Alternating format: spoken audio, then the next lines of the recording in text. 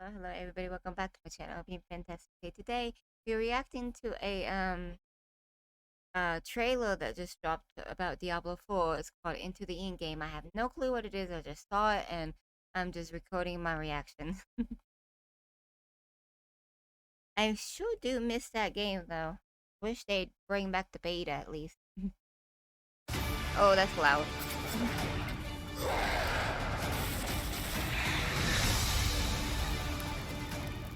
We're really excited about getting this game into players' hands, letting them experience this Here we massive go. world. A main Okay. cornerstone I'm of back. D4 is play your way. As a player continues to advance through the story, Yeah, and into I the definitely endgame, play they'll it my unlock way. a ton of brand new activities that provide meaningful progression, no matter their playstyle.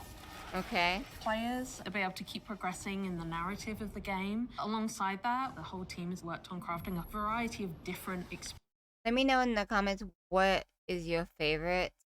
Mine is Sorceress, but I love Necromancer a lot too. But Necromancer was way too easy. Players can pursue.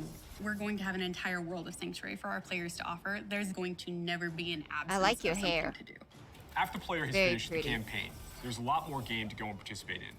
They gain access Okay. to a special, what we call capstone dungeon that they have to complete. Once they're able to finish this capstone dungeon, they're going to gain access to the first world tier. As you complete the world tier, it will open up the opportunity for you to go into your next world tier. That involves unlocking powerful loot, new items, and more advantages for your player to have a better opportunity at end game. Whether you're a fan of Okay. dungeons, PvP, or just roaming around the world, there's a way to continue your Diablo adventure long after hitting max level. Grow in your power. As your character continues to grow in power, you'll start with the skill tree and expand out into the Paragon system.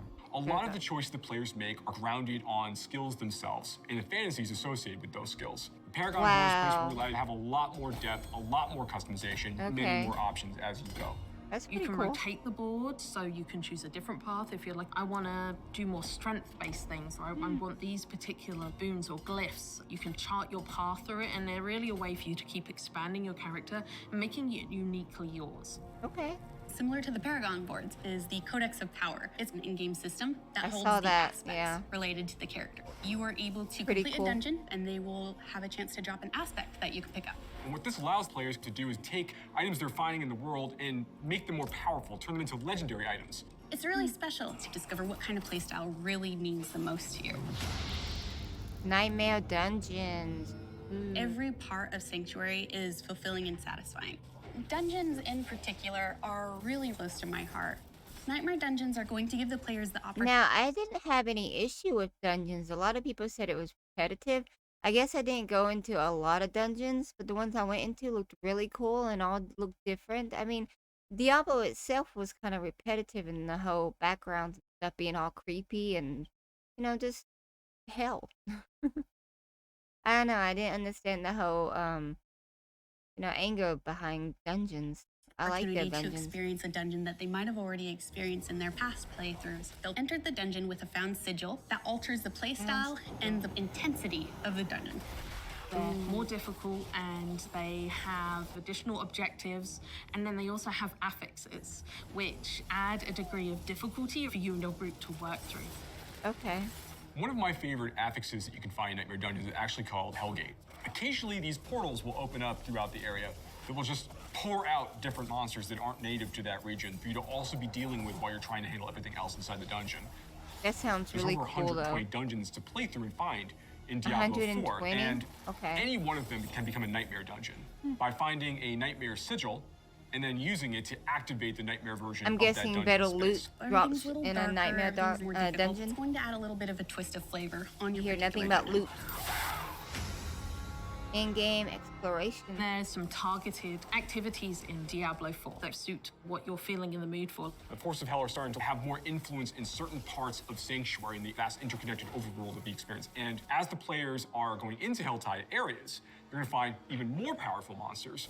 And by killing them, they'll be able to gain these special shards they can take to go and use to purchase these big rewards that are available at these caches that are found littered throughout Helltide areas. The sky darkens and the rivers run red, meteors fall from the sky, and the monsters get harder. We really want to create new experiences for the players. There's one I really like called Whispers of the Dead, which you get from the Tree of Whispers. The Tree of Whispers is grim and a little gruesome, but it's also something mystically haunting and kind of beautiful. The tree has a little bit of a grudge against our players and would like for them to go serve its needs.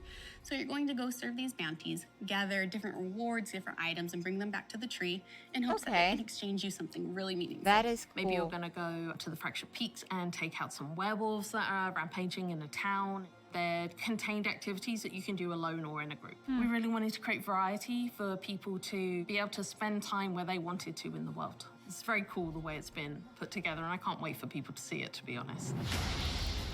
The Fields of Hatred. Man, that's a lot they're talking In about. Diablo 4, we have a focus on the world of Sanctuary. And there are parts of that world that we call the Fields of Hatred, where Lilith's presence in Sanctuary has begun to seep through and manifest these poisonous areas throughout the world. When players go to these regions, they get to engage in player versus player conflict. These offer opportunities for the player to collect shards, but there is a little bit of a catch. In order to get these shards back to town, you will need to purify them. Other players will definitely know that you're attempting to purify your shards, so you'd better be prepared to fight if you're going to be playing any PvP, and be prepared that you might lose some stuff in the meantime. Once they've got the purified shards, they can take these, go back to nearby towns to sell them, and then use that to buy a whole bunch of interesting cosmetic items and rewards. It's a place for people who really love PvP and want to still get loot and still increase their character's power. If that's the way they want to play, they can. That's really cool too. I don't like PvP that much. Is just the beginning. One of the things we're really focused on idea. is creating a living, breathing set of updates for players to engage with after the game has gone live. It's really just going to be a way to keep coming back and experiencing more Diablo 4 in fresh ways. We're really eager to hear all of your experiences and just enjoy the entire story with you all. I miss this game so much.